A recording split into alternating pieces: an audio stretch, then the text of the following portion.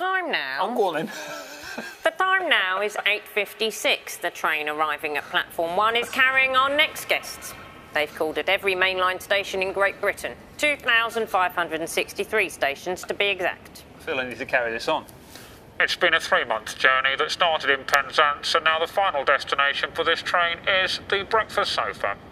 Geoff Marshall and Vicki Pipe will be with us. Take a look at some of their journey.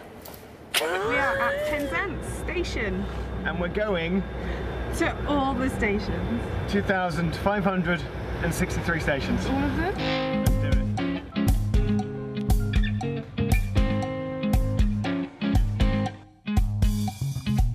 Alston.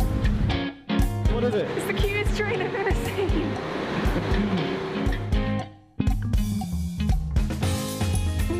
Shippy Hill is Britain's least used station. And there's no one here. No one. Oh, except for these guys.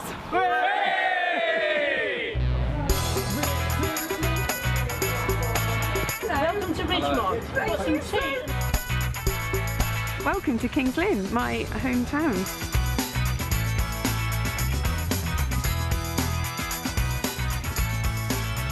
We've been going 1 month today. Oh, wow. Well done on making it 1 month.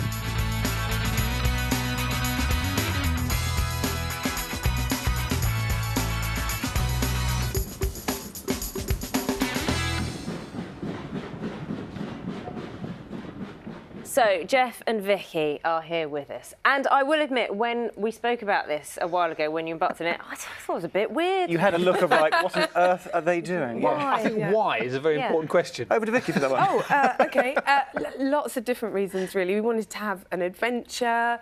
We both have an interest in the railways. Geoff makes videos for a living, and we thought, with all the changes that are going to be happening over the next few years to the railway network, we thought 2017 is the time to have this adventure and make a documentary about what Britain's railways are like. And you've tried this sort of thing before, haven't you? Because I remember hearing that you've done some sort of challenge with the London Underground as well, haven't you? So I've twice held the world record for travelling to all tube stations in London in the fastest time possible. And this idea of doing all national rail stations was born out of that. I'm sure in the pub one night, one of my friends had gone, hey, is there an equivalent record for doing the whole of Great Britain? And there isn't, but we sort of unofficially set a record time for doing it, I suppose. So let's go through the rules of this. Yes. Because you stopped at every station. Yes. But you didn't get off at every station. No. So if we'd have got off at every station and watched the train leave, it probably would have taken about 11 months. A year. Some stations don't only get sort of one train a week, even in some cases. So the rules were we had to be on a train that stopped at every station. We couldn't get a fast train through, so we had to be on a stopping train. And predominantly at most stations, as much as we could, we did try to sort of step out on the platform, get a picture. But there were stations where we did explore. We got out, we had a good look around, and also explored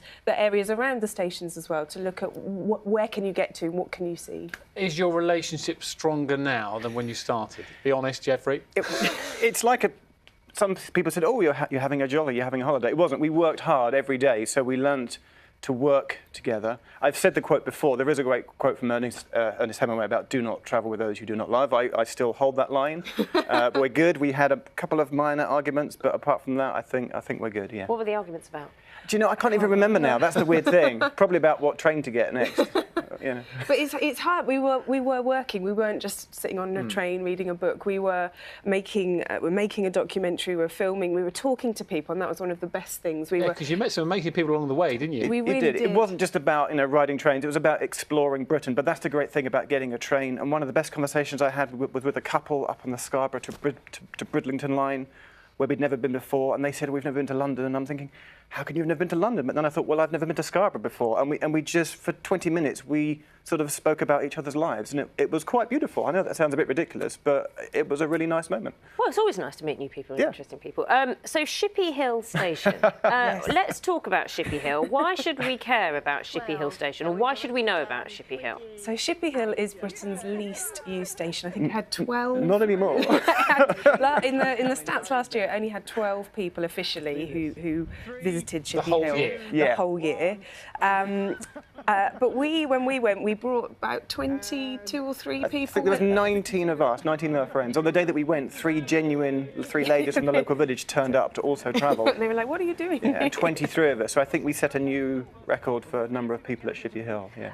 It wasn't all great. We've got a picture of you being drenched at Ribblehead Viaduct as well. Oh, the amazing Ribblehead. Yeah, It's just, I mean, beautiful. It's just, Vicky, sorry, go on. It's just amazing. Stunning. But the weather wasn't always kind to us. And Ribblehead was one of the days where it did pour down, and I don't think my feet dried out all day.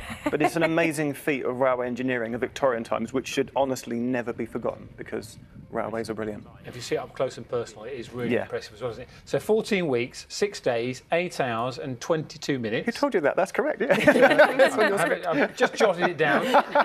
What is the next challenge? You've done the Tube, you've done all the stations in the UK. Surely you're planning something There else. was this running gag, because we kept visiting castles and cathedrals. People are saying, do all the castles. We're talking about, in the hotel last night, we were talking about maybe Ireland, Northern Ireland. Maybe. That's a maybe. All the stations. Yes. It Right. would only take Yeah. a week or two at most, we think. Yeah.